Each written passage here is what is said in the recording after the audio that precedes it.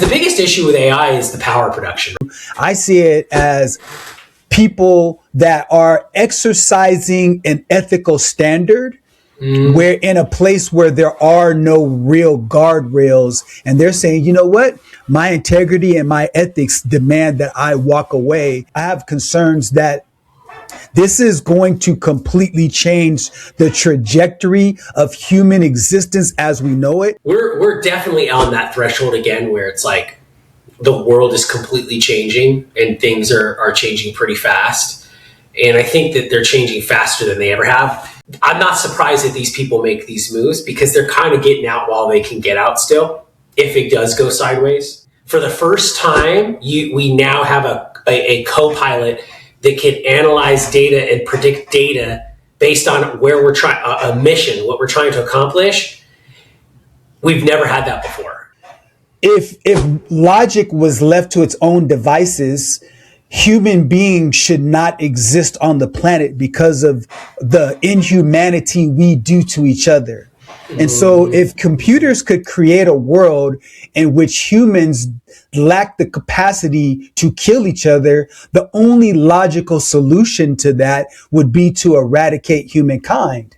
And so if computers ever become sentient or semi-sentient, or, you know, they have, we get to the singularity, that's the one unknown that could be a problem. That's the thing that scares me.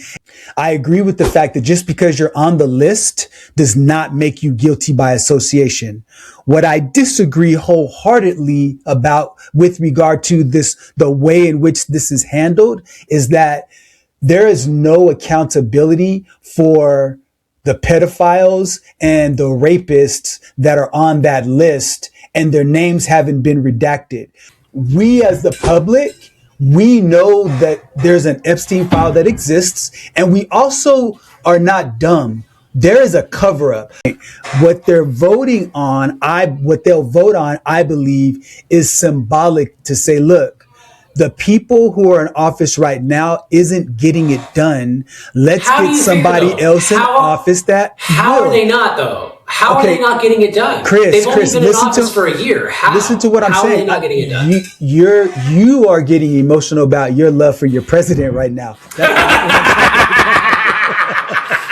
What I am talking about, Chris, is this idea that the rich and powerful can operate with impunity and the rest of the masses have to suffer and has to take it when they have no control, no power, no agency. So the only agency we can exercise is to get the existing people out of office. The rich and the masses don't believe that they're getting treated fairly anymore. That's exactly the problem in America, right? That's exactly why Trump got elected.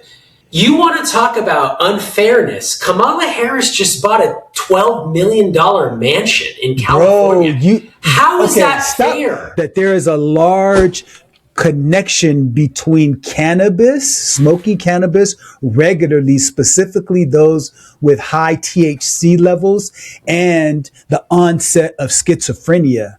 And so considering the fact that you're a libertarian, you think that, different drugs and things like that should be, legalized. Where do you stand given that new information? What are your thoughts?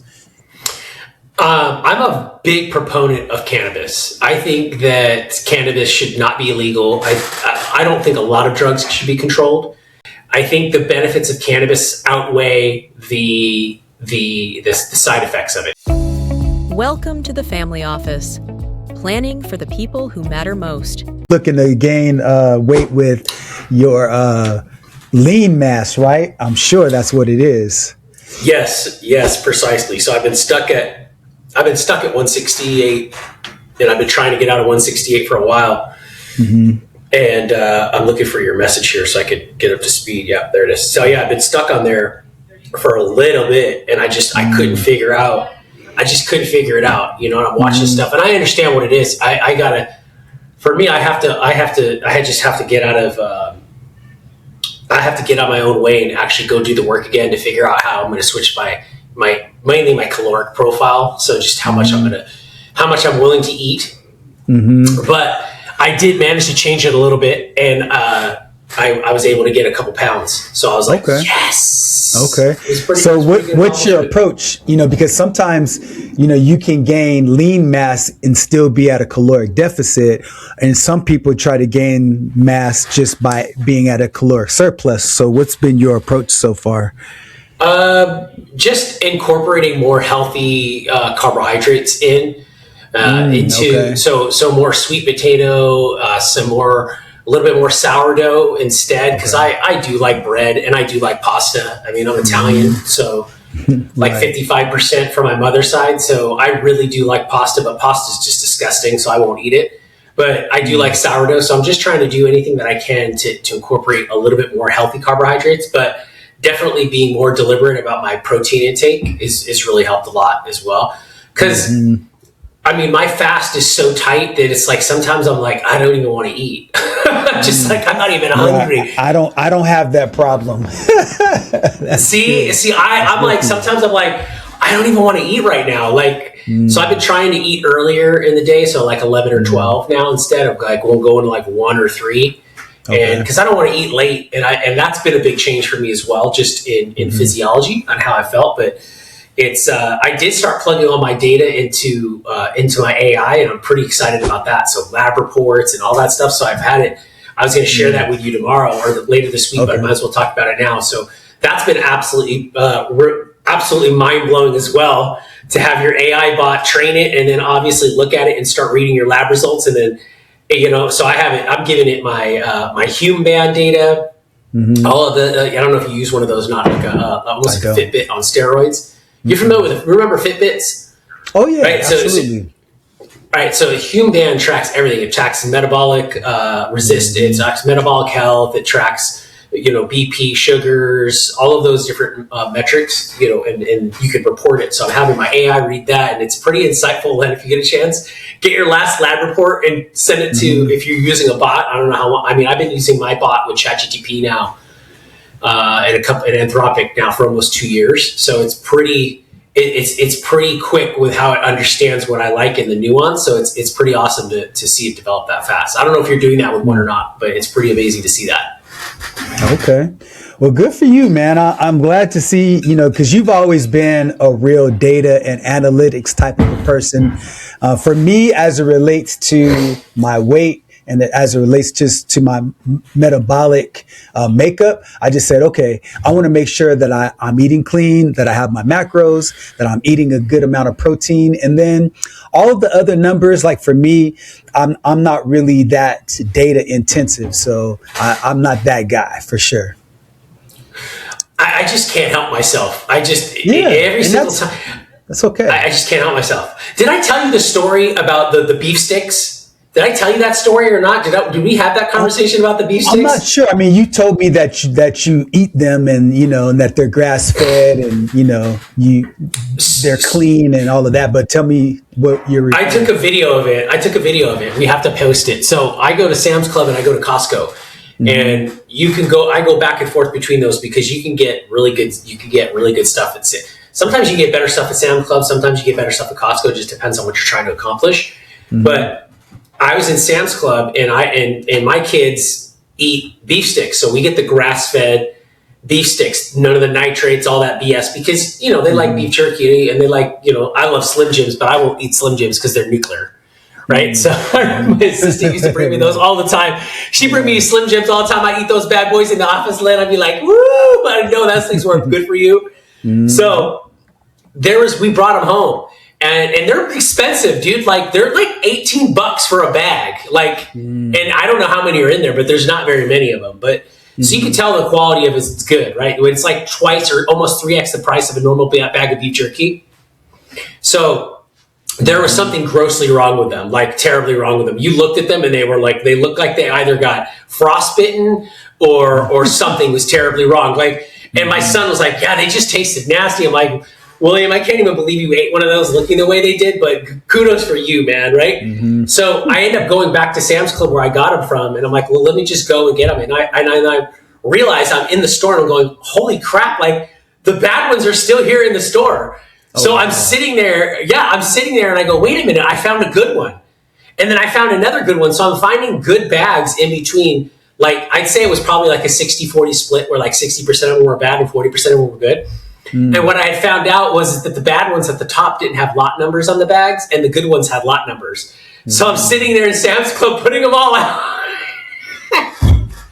That sounds like you, Chris. And I call the person over. I go, hey, I found a problem here. And he's like, what are you talking about? And I'm like, the ones that don't have lot numbers are bad. How does that happen? And it was just hilarious.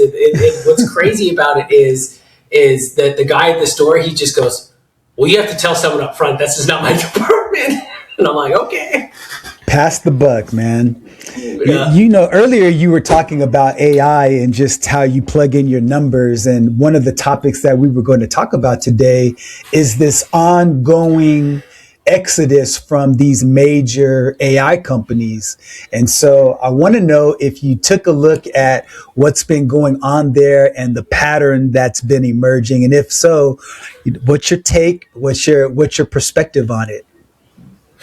Well, I think it's pretty interesting to see obviously what's going on with that space, and I think when you look at it and you see what's happening, it's almost like I feel like it's almost reminiscent of the .com era where and I think what's starting to happen is I mean, Elon Musk is about to become the first trillionaire. I mean, there's no argument he's going to do it this year.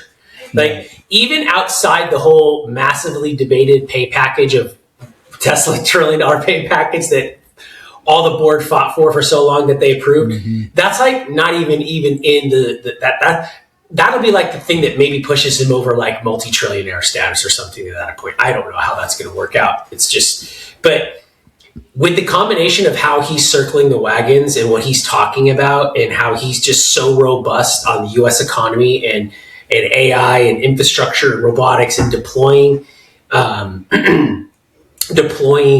AI infrastructure in orbit into space, right? And because the biggest issue with AI is the power production, right? There's just the grid can't put out any more power, and there's so much red tape to build and so much time now left to build to build proper infrastructure to produce that. It just makes sense to put it up in orbit. It just does.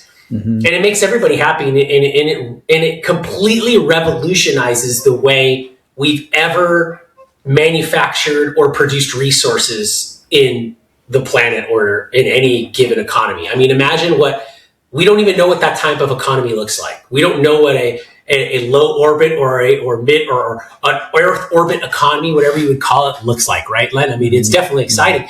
But I think what you're seeing now is you're starting to see people starting to pick a side, I think, so to speak. So much like you used to have Apple and Google used to fight and used to take each other's engineers, right?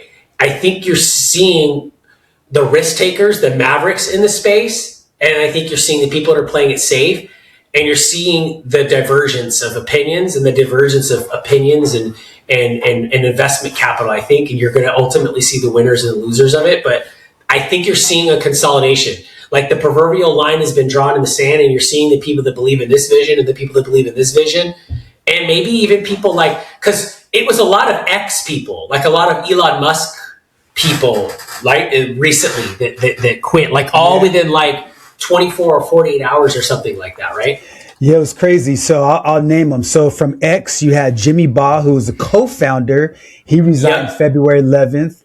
Yahweh Wu resigned. He's a co-founder. He resigned. From Anthropic, you had Monarch Sharma. He was the head of safeguards and research. He resigned February 9th. And then from OpenAI, you had Zoe Hitzig, who was part of the product and safety division. He resigned. And so when you think about all within a 2-week period, you talked about Elon Musk and his vision, and obviously he's the founder of XAI.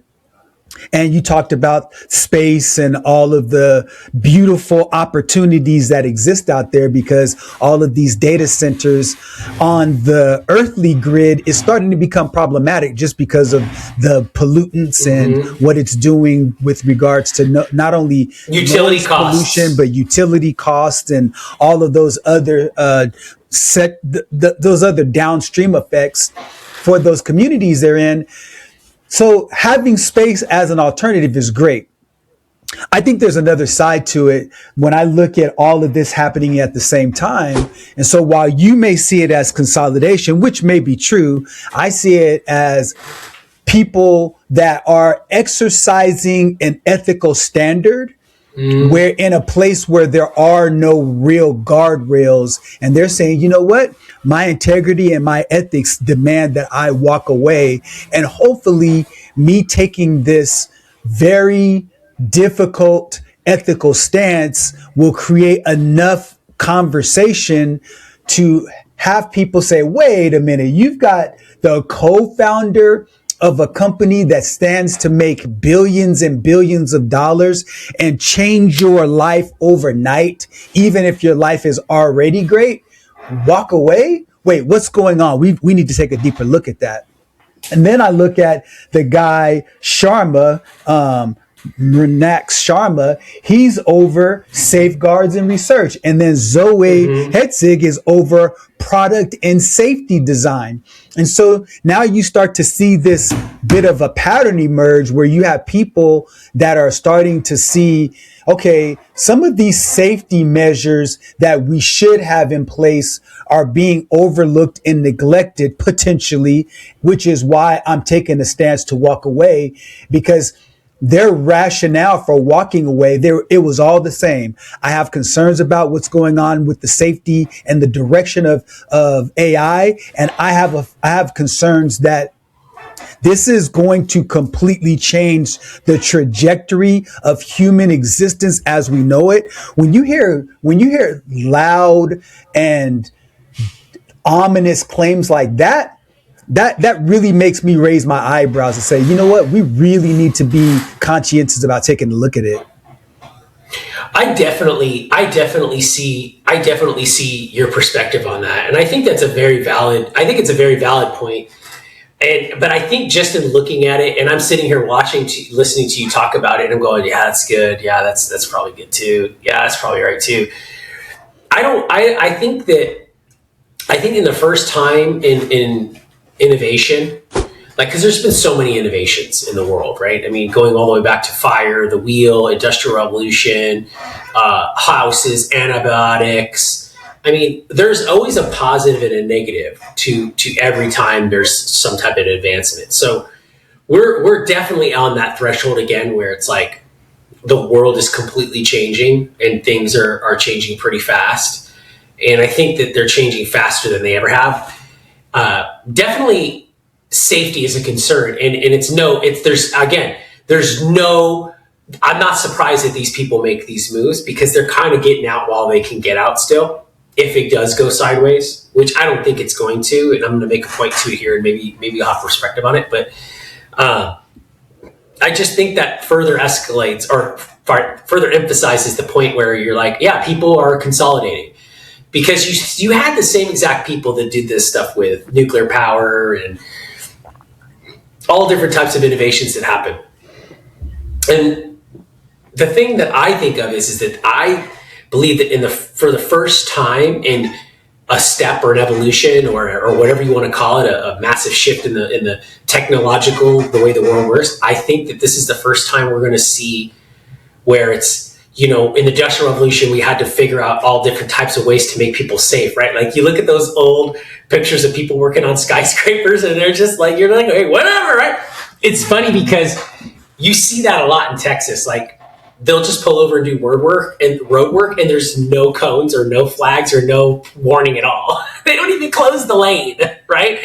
They just put the truck in the lane, put the flashers on, and start working in front of the truck. You're like, you never see that in California. Nope. In California, it'd be like 2 miles of lane that'd be closed in advance with like 70 different people to signal you, right? That it's happening, right? That's a fact. But that I guess is where you start to see the difference though in how things are ran. But whereas you saw those things that had to come out to say, oh, we need safety measures and codes and all of this. I think that for the first time in a technological leap, a paradigm leap, you're going to see it where you're not going to have those types of things happen, because you're going to have not only the human engineer and the human mind and the human vision grasping and creating and innovating and making, you're going to have that AI running at the same time, doing the analytics and the data and the predictions and going, wait a minute.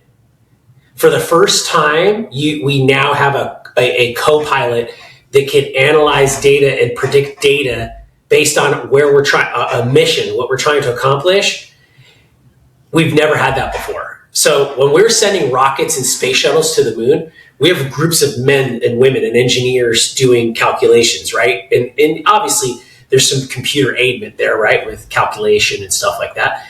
But for the first time ever, we have a semi-sentient machine learning capable that has access to all the data in a nanosecond that we've ever had, that can make its prediction and with us at the same time. So maybe not 100%, because there's never 100% science with everything, right? It was like Nikola Tesla said, science isn't always exact science. He might have said it, or I think he said it somewhere along the lines of that. I think you're going to see that. And that is why when I listen to you say that, Len, and then I come back and I go, but yeah, but I see it this way, I go, it's exactly why you should not have a board of directors where there's only people that like me and only people like you on that board of directors. Does that make sense? Because makes 100% sense. Yeah. Right. Because the engineer, we're risk takers, we're entrepreneurs, we're going to push the boundaries of what's perceived as possible. And if you don't have anybody to offset that, that's a problem potentially. So you do need that balance for sure. Yeah, you definitely would ring me in a few times, because you're like, yeah, dude, you can't do that. Right. I'm just screw it, let's see. Let's go. Let's see what we can do. Yeah, and that brings me back to this whole idea about what you were talking about, because you talked about the Industrial Revolution and how there's always a pro and a con. I think what's different this time is I think nuclear energy is probably the closest one. But even with that, the safeguards were known. Like, for example, okay, we need to have multiple people with multiple codes and redundancy. So if somebody decides to go rogue, one person can't just press a button and the nuclear weapon goes off. You'd have to have an entire systematic breakdown. And so even with nuclear, as dangerous as it is, there's so many known safeguards that we could put in place to be able to prevent some calamitous action from happening. It's not going to be random. You also use the word semi-sentient, and to suggest that a computer or some type of software could have a certain level of consciousness, that's the part that's very scary, because no thing that's not made from God will ever have consciousness. But when you look at large language models, they can get quite close to it and exercise, combinations and permutations of logic and extend that out, almost infinitely. And so it begins to take on this feeling of sentience. But here's the problem, is that without the presence of consciousness, if logic was left to its own devices, human beings should not exist on the planet because of the inhumanity we do to each other. And so if computers could create a world in which humans lack the capacity to kill each other, the only logical solution to that would be to eradicate humankind. And so if computers ever become sentient or semi-sentient, or they have we get to the singularity, that's the one unknown that could be a problem. That's the thing that scares me. And I believe, my opinion, no journalistic background or anything like that, I believe that these gentlemen who walked away in that rapid of a succession, considering that we're really on the precipice of an AI explosion. They walked away because they have some serious concerns about it. Now, lastly, I want to turn it back over to you. Is in preparation for our conversation today, you brought up something that was really interesting to me, which is, you know what? They're probably just going so they can compete and do something else. What's been the evolution of your thoughts since that initial conversation we had about that theory you had? So I want to speak on that, on their leaving, and maybe they're going to go do something on their own, and they're going to go, start their own. But before I do that, I don't think that, while I think that's a very valid point of where it's like, because that's generally like, if you watch like The Matrix and stuff like that, the computer solves for efficiency and says, well, in order to be so clean and efficient, we got to actually get rid of you, right? Or control you down to the point where you can't, you don't have control, you don't have an agency anymore. So I think the biggest fear is always that AI will take agency away from human beings, right? I don't think that will ever happen, because I think the AI, in order for it to get ever to the precipice or ever to the point where it could do something like that or act that way, I think that it's already going to understand the nuance of how, again, the world works, or again, how physics or nature, or however we want to label it, the whole system works. Let's just call it that.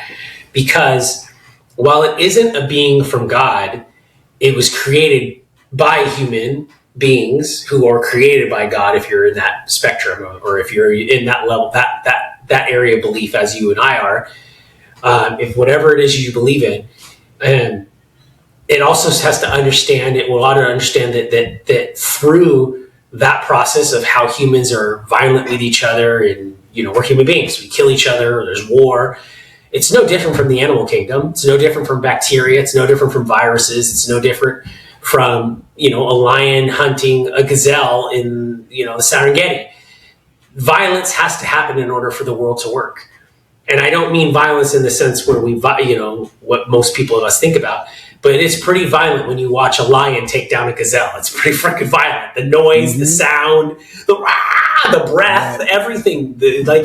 Like literally, if you've ever watched that stuff, your heart will be like pounding, like, and you're either on the camp of, I don't want the gazelle to get eaten, or you're in the camp that I'm in, where you're like, get them, get them, get them. I agree with you. I think there's two, and I want you to get back to your point. Just wanted to jump in as a counterpoint before you talk about the theory you expressed before, which is this. I believe I agree with you that computers would never become sentient enough to decide to take us out. I do think that it's important to exercise a healthy enough fear, because there are ways they could really wreak havoc on us. And to your point about animals taking each other out and all of that, I think killing an animal in order to survive, animals do a good job of staying within their ecosystems. Human beings are the only creature on Earth to kill for the sake of strategy and for the sake of domination, for personal and societal gain. And I think computers, considering their trajectory, will also see that nuance and recognize that we're quite different in terms of how we decide to execute violence upon our fellow human being. So I wanted to jump in and just say that quick point. And I think that just opens up the door to even more of a nuance or more, complex of a conversation with that, because that's definitely valid too. That definitely weighs in the whole, process, or the whole, culmination of everything as well, because you do really have to think in that regards too, right? Okay, well, we kill for sport, when it's not necessarily survival, and when provoked. But again, that goes down to, it's like, well, we were given dominion, you're given dominion over all the land. And that's exactly the reason why the guy that can go out and hunt for sport can also be killed while he's hunting for sport, right? Whether he slips and falls and gets a cut on his knee and dies of a staph infection while he's doing it, or gets killed by the prey he's hunting, right? Because that obviously happens as well. I mean, so there are a lot of different things. And then ultimately, if you're spiritual, if you took advantage of the resources that, God put down here, it's like, dude, you didn't have to kill all those lions for sport, right? Like, what were you trying to, he will judge you, right? In that whole, sector. I don't want to get into that. That'd take way too long for you and I to talk about. But I definitely see that. I just think that it will reason enough to look at it and go, hey, warning, this is going to happen if you guys can do this. But I think that it'll be so far thinking and we will eliminate so many problems that you won't even think about that. We won't even think to do that because you will be able to go in a simulator and kill lions as if it was real. And you won't even know the difference. So the need to do that, like Earth could eventually, fast forward 200 years, Earth could eventually become a museum. Like, you know what I mean? It could ultimately become the most protected arcology. It's just, and here's Earth. You could visit Earth like a vacation. Like, you go to Earth because everyone lives in orbit now at this point. I mean, that's the way you protect Earth. Think about it. The Green Movement people would have an absolute field day with that. No human beings live on Earth anymore. We all live in orbit around the Earth. The Greenpeace would be so happy, right? But that's something that I think when I think AI, Len, I think that way with it. But I definitely, at the same time, I'm in your camp as well, where I'm like, if I'm sitting here and I'm an Elon Musk, or I'm a Sam Altman, or any of the guys that are the bosses of these AI companies, I'm definitely sitting here going, I need more people in your camp that think your way in my board or in my advisory circle than those that are thinking in my way. Because people like us, when we go, if we don't have people that are go, hey, you'll just go. You know what I mean? You'll just go. So that, I think, is important. I've always surrounded myself with people like that because I know I'm crazy. I know I'll push that envelope to the bleeding edge, can't bleed anymore. So I think all those points are valid. Now, getting to your last point, yeah, I do think they're going to go do something. I do. I absolutely do think they're going to go do something. Just like you saw the guys at Lucid that tried to do Lucid, and then the guys at Rivian, and these are just electric car companies, but all these guys come from other companies. And here's what you want to say. I don't care what anyone wants to say about anything. Every engineer coming out of college or before they even go to college wants to work with Elon Musk. They want to work at SpaceX.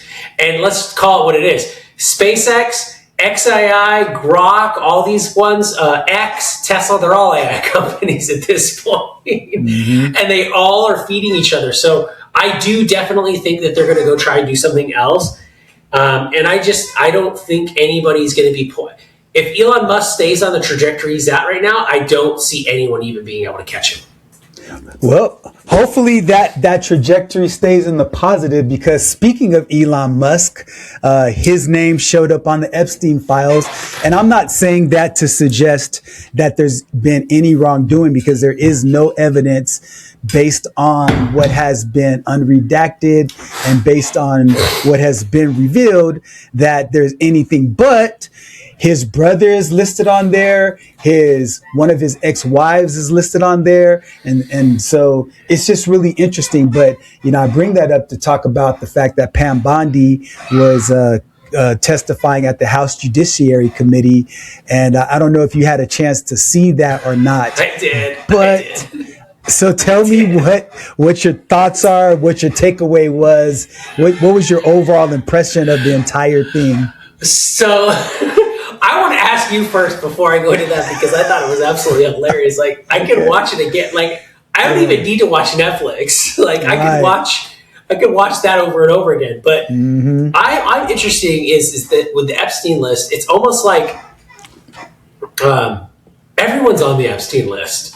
Like, I'm waiting to see my name or your name on the Epstein list at this point. I'm joking, by the way, but I'm joking. But it just almost seems like everybody's name is on the list. Like, even Dr. Peter Attia is on the list. Like, so I just think at this point that I think that if you are a mover or a shaker in the world, Epstein sent you an email. I mean, at this point, it just seems like he just sent emails to everybody and anybody that was in a position Because, I mean, yeah, he was building Tesla and building SpaceX during those times, you know, like early 2000s when Epstein was very relevant. So I think that if there was capital to be needed or ways or influence to be needed, I think he was that guy. And he reached out to people and people reached out to him. And just because you messaged him or emailed him, it's at this point now where it's just like, if you're in that list, you're guilty for some reason.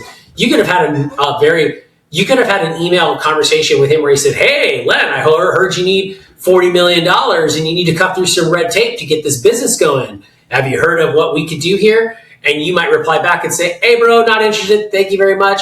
But your name's on that list. You get what I'm saying? So I think that when it regards to stuff like that, that's probably why that shows up. But still, the thing to me is that if you still did business with the guy or talked to the guy after he was convicted of doing shady crap, that's where it kind of looks damaging. Now, I don't know if Elon Musk talked to him after that or not. I don't know those details. I didn't look it up, Len. But to me, I would think a little differently about someone where it's like, yeah, bro, you know that this guy was hauled in for XYZ. Bro, what are you talking to him for? Like anything, because at that point, like that just shows character, right? Like that's just a character. That's just character right there at that point. So I mean, I wouldn't do anything with it at all. I just wouldn't. But I definitely think that the Pam Bondi was very entertaining to watch when she yelled back at him and went, no, you will not. You're not even a lawyer. You want to be a lawyer. I'm like, what is going on right now with this? But it was complete chaos. It was complete nonsense. And here's the thing. I don't think anyone went there to be productive. I don't think anyone went there to be productive at all. I think everybody there was just trying to play tit for tat and prove a point. And I think that just further shows the dysfunction of of government as a whole in the United States, and not just the United States, by the way. The European Union is light years worse than what's happening in America. But we're talking about the Epstein files here in the U.S. So no, and Pam Bondi. Yeah. Specifically Pam Bondi. I can say though, I'm very proud of how she handled herself in a room full of men like that, because they're not very nice to her at all either. Now, I'm not the biggest Pam Bondi fan. But again, I've never been the Attorney General of the United States, so I really don't know what that job entails. And I can surmise that it is probably pretty stressful. And you probably see a lot of stuff that you don't want to see, or you're probably like, damn, I don't ever want to see stuff like you probably have to pray for humanity when you have that job. I mean, just going through the Epstein files, you have to pray for humanity because she's seen a whole lot. But you were going to make a point, so I cut you off. But most of those people, though, Len, that were interviewing her, like Nadler and all those stuff, those guys should be ashamed of themselves anyways, because those guys are the biggest unproductive government officials in the history of government. Like, at this point, they should all be in nursing homes. Like, they shouldn't even be in, like, Len, would you trust yourself at that age to make massive decisions? At Jerry Nadler's age, would you put that guy on any committees? Like, would you, if you're at Hakeem Jeffries, which is probably, I don't know, at this point, 30 years age difference between him and Nadler, would you even, because Hakeem Jeffries has the responsibility of running the Democratic Party. I mean, he's the youngest leader there, right? I mean, but instead it almost as facts looks like they're going to try to make Governor Newsom the de facto leader of the Democratic Party. I mean, he's pretty much creating treason all around the world right now. He should be brought back to America and dealt with because he has no business speaking in any forum. But he's just doing the same thing that AOC is doing right now, which is, and I'm going off on a tangent, Len, I'm sorry, but they just sit and listen to themselves because they like the way they sound, but they don't do anything.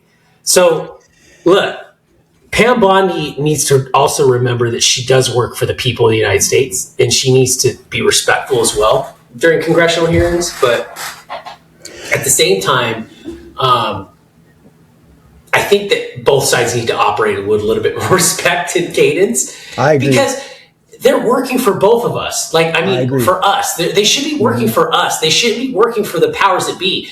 And here's the thing that frustrates me. I'll turn it back over to you, Len. You still see that Pam Bondi's working for her employer, and you still see that the people interviewing her, Nadler and co., are working for their employers, whoever they might be. That's the thing that irritates me the most about watching the exchange. Yeah, no, I definitely agree with that part of it. I think what you talked about earlier with regard to the performative nature of all the different parties is problematic. The issue, the core issue at hand is what I'm concerned about and deeply troubled by, because okay, you talked about the fact that there are all these different people that are on the Epstein list. You talked about the fact that if you're a mover and a shaker, you're on there. I think it oversteps the issue, which is the fact that there are specific names of people who have been redacted, and the context of, like, for example, the person that said, "Hey, I love the torture video," that name was redacted, but it turns out that it was some sultan in, a Middle Eastern country. And so when you have all of these names that are redacted, if it were like you were maybe suggesting, which is, hey, you're a billionaire, you're a mover and a shaker, you definitely can have some connections with Epstein, and that doesn't mean you're guilty. I agree with that. I agree with the fact that just because you're on the list does not make you guilty by association.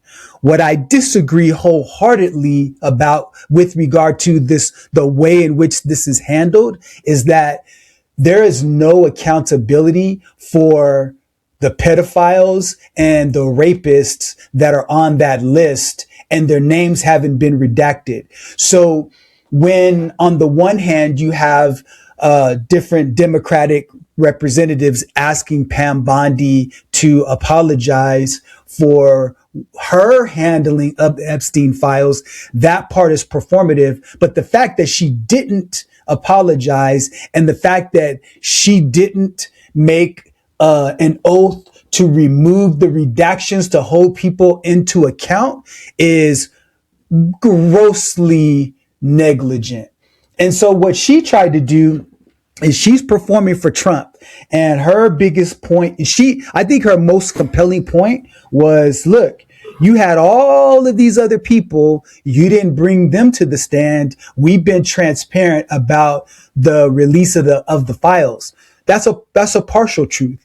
The partial truth is, yes, the Congress, the Senate, they had an opportunity to call this to the table because Epstein had been dead for years and he had been indicted for many years. There should have been a more specific call towards that, because had the public known then what we know now, we would have definitely called for the file. So it wasn't a matter of Republican or Democrat. It was just having access to the information. So they made a fatal flaw in bringing up Epstein in the first place, not understanding that this dumpster fire was getting ready to happen. But once it happened, they have an obligation and a responsibility to reveal those names of people so we can move forward. Because regardless if you're Republican, Democrat, MAGA, independent, libertarian, everybody wants these folks to be held accountable for what they did to innocent kids. Because, even, and then I'll close on this point, when you had those ladies show up risking their reputation, risking their identity to actually show up there, I think showed a tremendous level of resilience and of courage. And for Bondi not to explicitly apologize to them for her handling of it, it's problematic. But they put her in a box, because if she did apologize for it, now she's admitting wrongdoing, and she couldn't do that. That's not in the Trump playbook. I think you're spot on with it right there. I just think, to me, I think the list is so rotten, Len, and it's so deep, and it's so many people involved, and it's so many people from all over the world, that I think the biggest problem that Pam Bondi and maybe the United States government has is that we can't even bring a lot of these people to justice. because they are not people in the United States. I think it's that way too.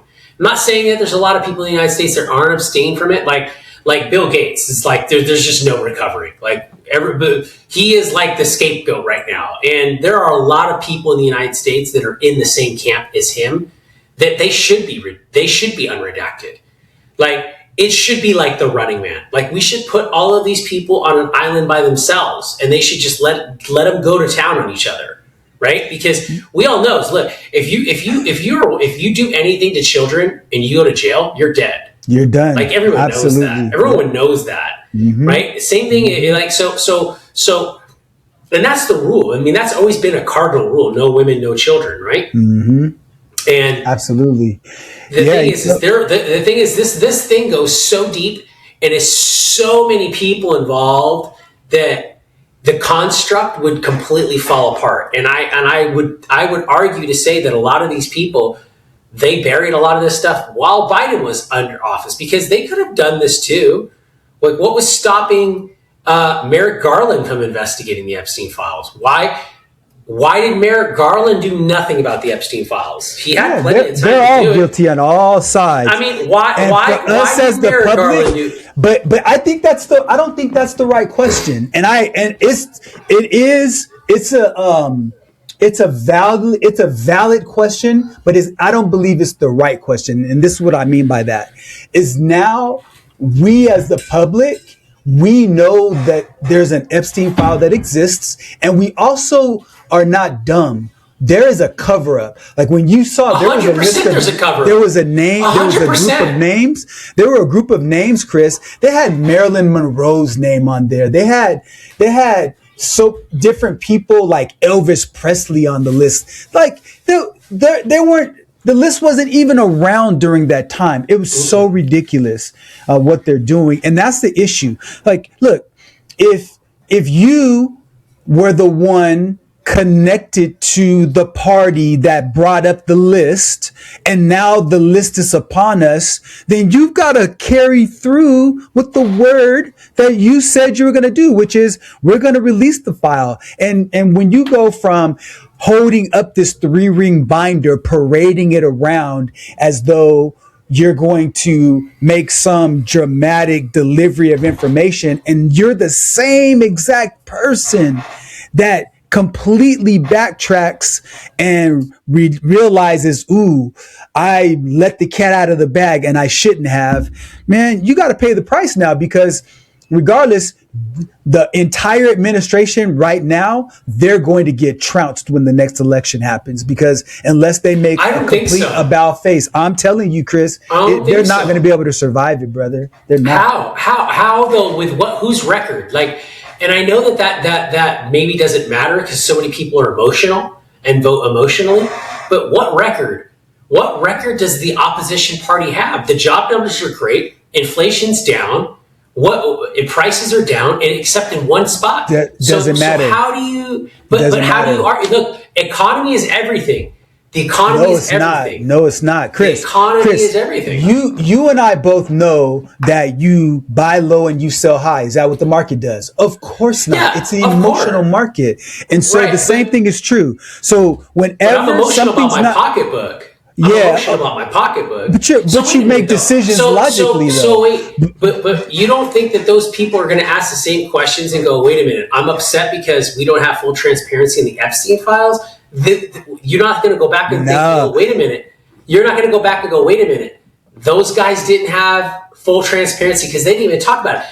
Len, the biggest guy that polls the best on the Democratic Party right now is Gavin Newsom. Did you know that they're estimating the fraud in California to be the low end of $250 billion? This guy should be in jail. Brother, I'm not talking about, okay, we're talking about two different things. I'm talking about the midterm elections. I'm talking about the midterm elections. Who gets elected? So, none of those guys are going to get elected. I guarantee you it's going to be a landslide. The people that are going to get elected are the ones that are not in office. Because to me, okay, so what you brought up was, if they were voting specifically based on the Epstein files, I would agree with your point. What they're voting on, what they'll vote on, I believe, is symbolic to say, look, The people who are in office right now isn't getting it done. Let's get somebody else in office that How are they not, though? How are they not getting it done? They've only been in office for a year. Listen to what I'm saying. How are they not getting it done? You are getting emotional about your love for your president right now. I'm just trying to figure out who you would elect on what's not getting done. Let me explain my position. Okay. What I am not talking about is the jobs report, because last month there are 130,000 jobs that were added to the economy. Some people could say that is a reflection of the White House or not, because people who are for that says, oh, there are 130,000 jobs added, with the projection being between 55 and 60,000. Okay, that's one thing. But then there were 108,000 layoffs. So people who say that, okay, well, it has nothing to do with that. There were 108,000 people laid off. And then of the 100,000 and 30,000 jobs being added, a lot of them were from the health sector. Okay, so let's push that point to the side for a second. What I am talking about, Chris, is this idea that the rich and powerful can operate with impunity and the rest of the masses have to suffer and has to take it when they have no control, no power, no agency. So the only agency we can exercise is to get the existing people out of office. And it's not about what's been done or what hasn't been done. It's about the nature of the politician right now, which is they are there to line the pockets of the rich and elite and powerful. And they are there to exercise their voice. And the only way they can do that is either through protesting or through the ballot box. And I think in the midterms, it's going to reflect this general belief that there is a swamp in the White House and Congress is a part of that swamp. And the people that are in office right now, I think there's going to be a major overhaul and they're going to be unreelected. So let me ask you this. Okay, when is the governor of California up for election? This cycle, right? Midterm? This cycle. Yeah. You're going to have a Republican governor in the state of California. Possibly. There's a big because the two candidates that are polling higher than anyone else are both Republicans. No. They're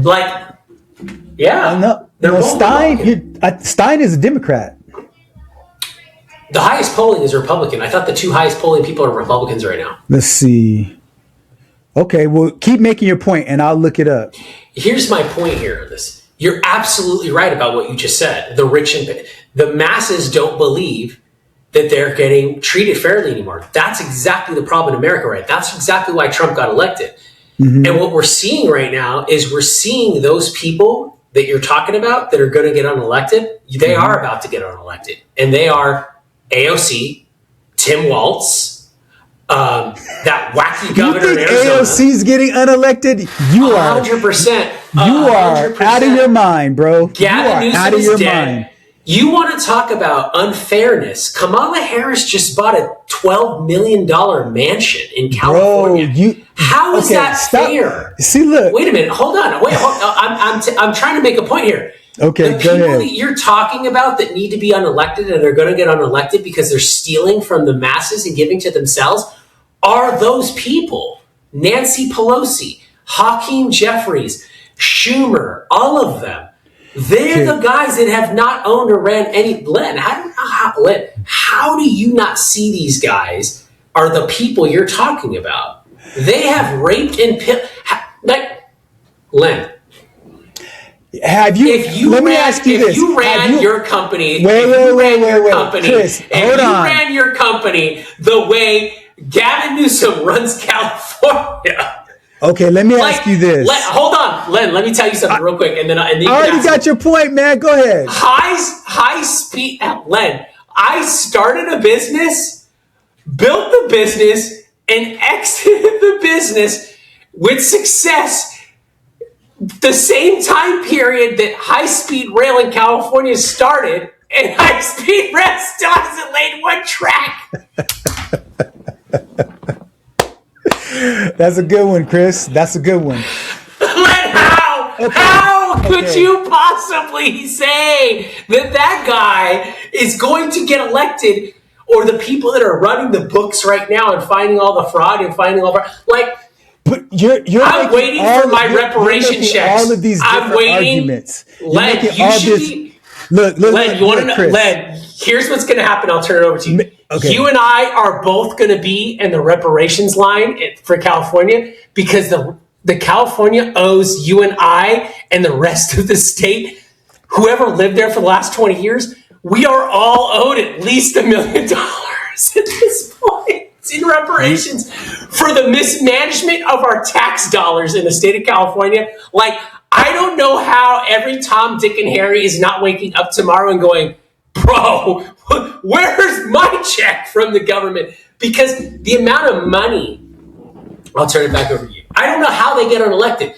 Things are working for the first time in this country since I don't know, maybe post 9/11 was the last time. Chris, Obama did a lot of good stuff, actually. Obama did a lot of good stuff. I'll turn it back to you. Bro,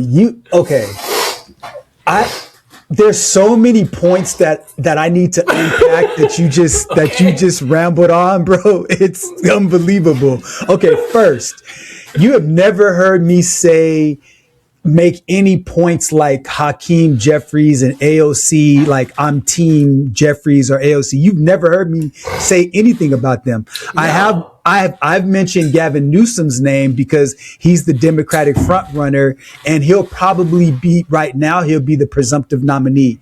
But that doesn't scare you? I'm kind of scared of that. Okay.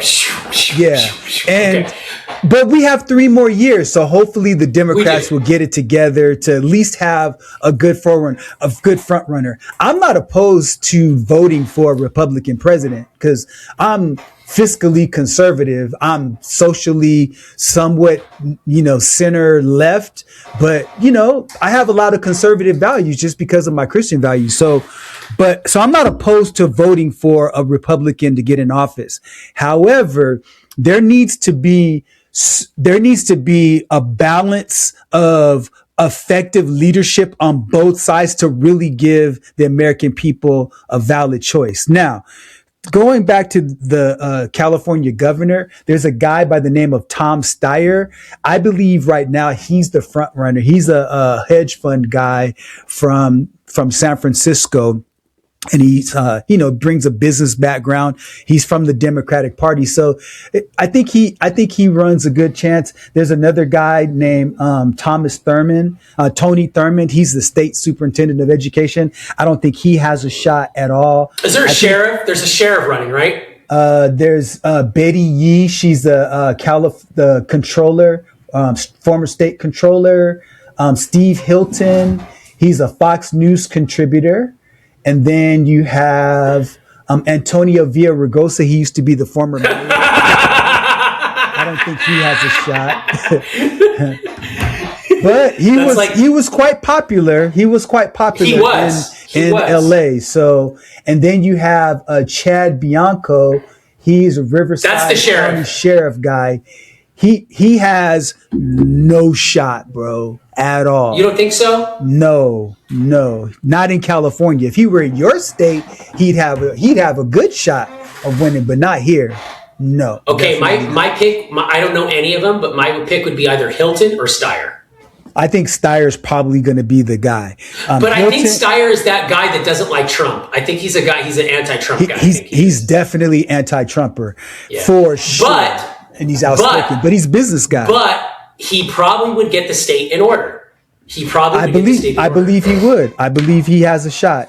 So let's go on to another topic. So we've talked about current events. We've talked about politics. And, let's wrap it up and talk about a really serious health-related topic that came up as of late, because there's been this long-standing notion that if you drink, you get cirrhosis of the liver. If if you do cocaine, you could overdose. And, with this whole fentanyl epidemic, a lot of cocaine's been laced with it.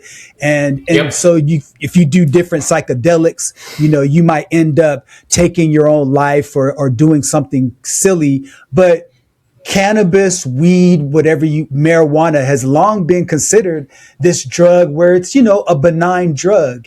And so there was a study that came out, and I actually found some other studies connected to it that shows, there was a study, a Danish study, and also a more recent study from the American Journal of Psychiatry that says that there is a large connection between smoking cannabis regularly, specifically those with high THC levels, and the onset of schizophrenia.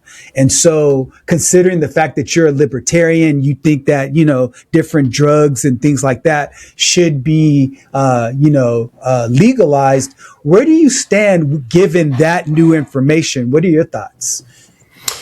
I'm a big proponent of cannabis. I think that cannabis should not be illegal. I don't think a lot of drugs should be controlled, but I obviously think certain things should be controlled. It needs to be for the betterment of children and things like that. But cannabis is one of those things that has been so back and forth and widely debated. And I think alcohol is a lot more dangerous than cannabis. When you look at how, just from a metabolic standpoint, alcohol, when your body metabolizes or processes alcohol, it turns it into a poison. So right from the jump, it's poison. And then how your body has to metabolize it to get rid of it is a poison. So no matter what, alcohol has been studied very widely. Everybody knows the dangers of that. And a lot of people would say, oh, you can consume red wine or alcohol. But I think the overwhelming majority of doctors and physicians today say, don't even drink it at all. Don't even touch it at all, right? Now, cannabis is something that's been around for a very long time, and it's been studied very heavily. And I just think it has to do with the side you're on. I know a lot of people personally who have benefited from cannabis use, specifically like chronic illnesses and things like that. I could get the psychosis thing because I know people tend to get paranoid if they smoke cannabis, but I think that cannabis is just like, I don't think it's benign. I don't think anything's benign. But I do think that just like now, like there's a lot of people that say nicotine is good for you. We've talked about that a little bit. Like pure nicotine is good for you. There's a lot of people that swear by it now. They take nicotine for health benefits. Like Tucker Carlson talks about it all the time, along with a lot of people that are in his side of the camp or whatever. I don't want to say the side of the camp, but a lot of people he's interviewed. But I think cannabis, when used correctly, or when used correctly, I'll just leave it at that. I think the benefits of cannabis outweigh the side effects of it, because I think everything has a side effect. Even ibuprofen and Tylenol. There are studies now that show Tylenol causes autism in young children. I've heard about that study. I also can make arguments too, just in my personal experience. I won't get into details with vaccines in children. I don't think children should have all those vaccines when they're young up front, because I think it screws with them. And I've had personal experience with that as well myself with vaccines. So I think that I don't think cannabis isn't benign. I think that there are side effects to cannabis. I think maybe some people can get schizophrenia if they do it. But I think at the same time, if I were to label cannabis in any way, I think cannabis would probably fall where I'd say it's an 80-20 type of thing. And maybe that's not exactly 80-20, maybe more 60-40, but I'd say cannabis is probably at the top of that list, or is the top of that category of substances that are more beneficial than they are harmful as far as side effect. I would put them in the same categories like ibuprofen and Tylenol. Okay. If you're going to look at it as a medicinal, because you can kill yourself taking too much Tylenol. You can give yourself liver disease, and because the liver processes Tylenol. Tylenol is an interesting drug. Did you know that Tylenol is actually a mild mood enhancer? Like when you take Tylenol, you feel better. your brain, because Tylenol changes the way your brain thinks about pain, right? So Tylenol has a psychotic or a psychosis reaction in your brain when a chemical it doesn't work the way like ibuprofen works. Ibuprofen it directly goes to the source and reduces inflammation. Tylenol tells your brain you're not in pain. It changes reception of pain. So I think cannabis falls into the same category. Now, from a monetary standpoint and from a regulatory standpoint, I think, and an efficiency standpoint, I think that if cannabis was legalized and done correctly at a state level, there's a lot of states that have done very good jobs with cannabis, that I think it's a massive tax revenue for states. And I think that it's a massive resource, what's the word for it? Anti-drain. Like it would alleviate a lot of resource drain, Len, if you weren't enforcing cannabis at the law enforcement level the way you have to do it right now, because I think those resources could be better spent somewhere else rather than cannabis use. I think that you could catch more pedophiles rather than catching stoners, right? Those resources could be put in a better place. Now, if you get caught smoking and driving, same thing as drinking and driving, bro. You're busted, dude. Sorry, right? I think it should be like that.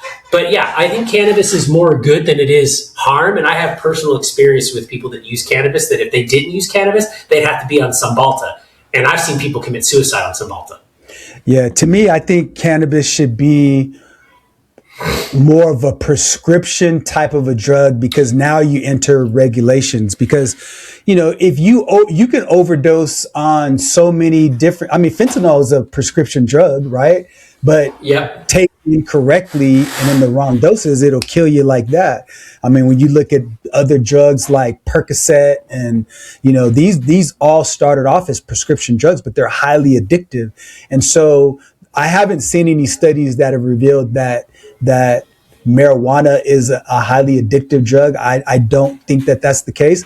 I think, though, if we go to on the regulation side of things, that people that take cannabis would have to do a medical background, and then also there should be controlled amounts that people get access to. Now, obviously, there's always going to be an underground drug culture, regardless of anything that were to happen on the legal side of things. But I think what it would do is it would take that grandmother who really needs that, that cookie and ingesting it as opposed to smoking it, where, because they're able to take different strands of cannabis and make it, like there was a young lady who had severe petit mals. Petit mals are like these small little seizures. And so she would have them consistently throughout the day. And so what they did is they took a couple of mixture strains of cannabis and they would give it to her, through, I think it was either through oil, but not smoking it or ingesting it chemically. And it was, it was definitely helpful for her. And so, living in Colorado, she was able to take it without having any legal repercussions of it. I think it needs to be federally legalized. While I choose not to smoke cannabis or to take marijuana, but I think there are people, to your point, Chris, that need it. On the flip side of it, I think they should also look at a person's psychological profile, because I think because a lot of people who suffer from mental health, they use marijuana as a way to self-medicate.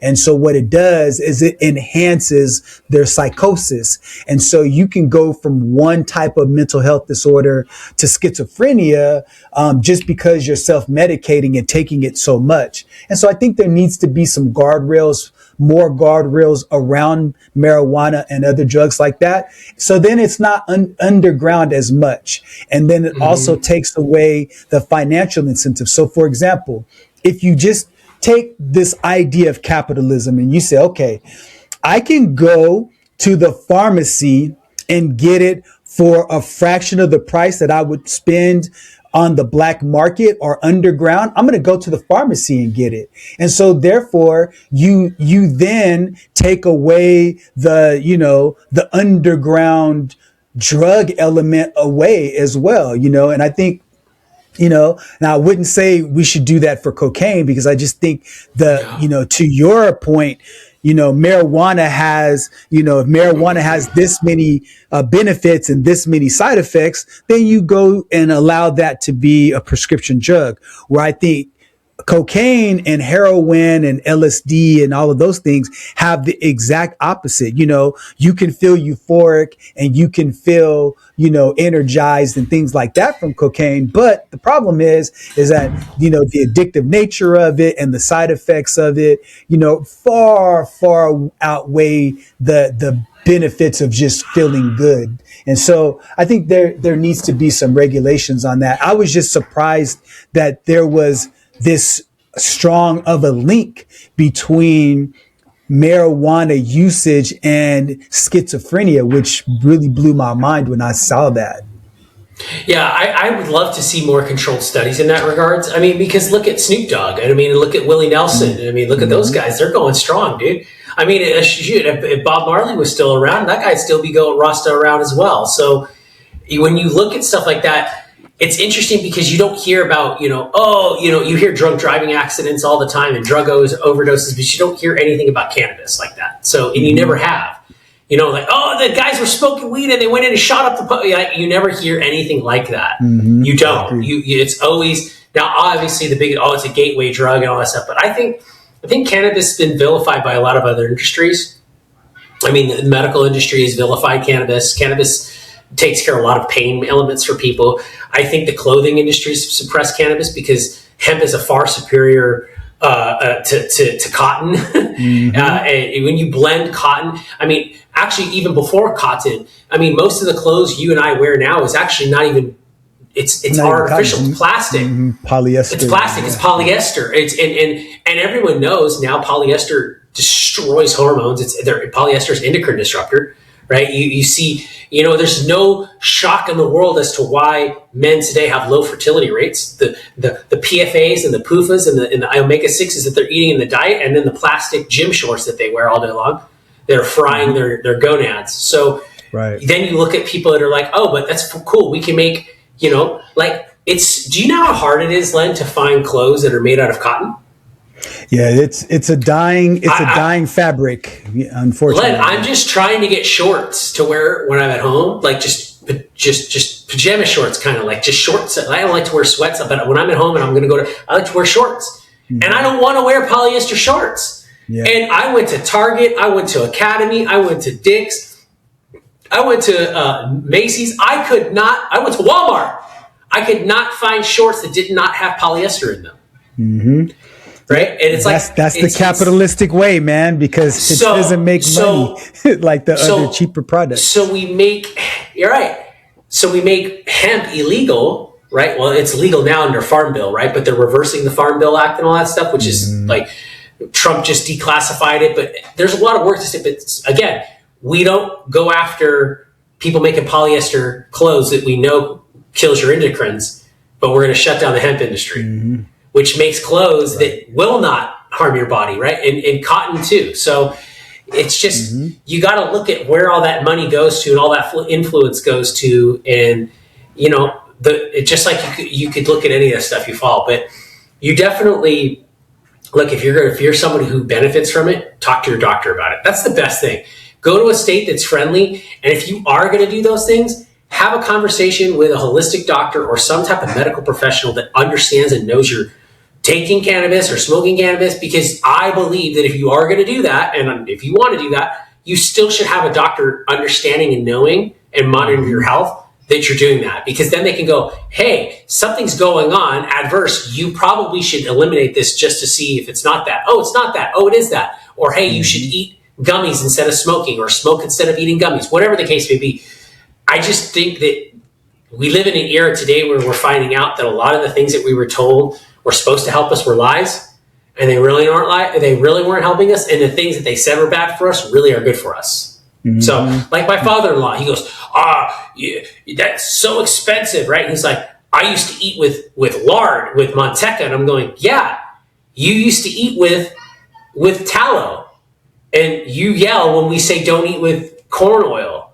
But see, you're like, you grew up on, no. I say, yeah, you see people that, it's so funny because the people that grew up on tallow and grew up on healthy fats and stuff like that, the baby boomers, they're still alive.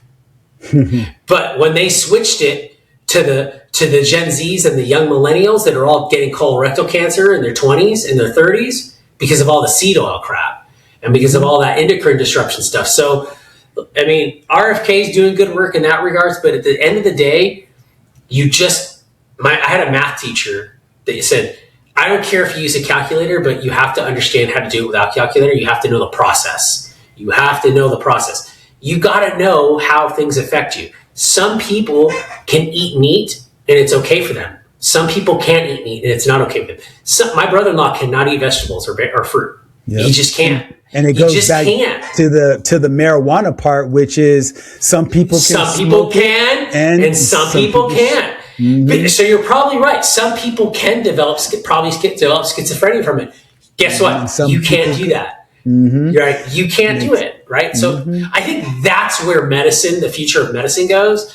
And if you look at how the AI does it, the AI will tailor it that way. The AI doesn't have an opinion. What's weird, Len, is the AI does not have a capitalistic opinion when you ask it for advice in certain things. It will tell you based on what you're trying to solve for. So it's interesting to see that. And I think that you're going to fan out in a lot of those directions. So I think there's a lot of good promise with that. But I definitely think you're right. The Epstein list should be redacted or should be unredacted. We should haul these butts in. They should be a public government webpage built. Here they all are. Here's what they did. Like at this point, we owe it to the public. And I do absolutely agree that the midterms are going to be a telling sign, and it's going to be very interesting to see that. So only time will tell, as we say. We're going to have to make caps. We're going to have to make caps. And on that episode, it's going to... But I will say, Len, that's a very nice sweater you have on today before we wrap up. Do you have like a business meeting today or something? Or just you're just keeping it cool and casual today, baby? It's cool outside, so I decided to walk a little bit. So, hey, Chris, man, it's always fun talking to you, sir. It's always fun. Absolutely. Look, we'll see what happens with this, but I definitely think that the Epstein files are going to keep coming. This stuff's going to keep happening, but absolutely, Len, always a pleasure. And again, if you like this content, subscribe, comment. We'd love to interact with you. And again, at the end of the day, this is, again, what our objective is for you to look at and to see, look, you could have proper discussions and discourse with your neighbors, with your friends, and to get yourself educated as well about what's going on and have a viewpoint. Look, Len makes very good viewpoints and I make very good viewpoints, but at the end of the day, Len, I love you and I respect you, but I don't think those guys are going to get unelected. I think you're going to see that wave. And we'll see what happens. Len, have a great week. Have a great week, sir. And we'll see you on the next one, sir. All right, have a good one. Take care. You too. Bye. Conversation has given you clarity on your next steps. Please share this episode with someone who's walking the same path. Don't forget to like and subscribe so you won't miss future episodes. And remember, planning ahead isn't just prudent, it's an act of care. Thanks for joining us, and we'll see you next time on The Family Office.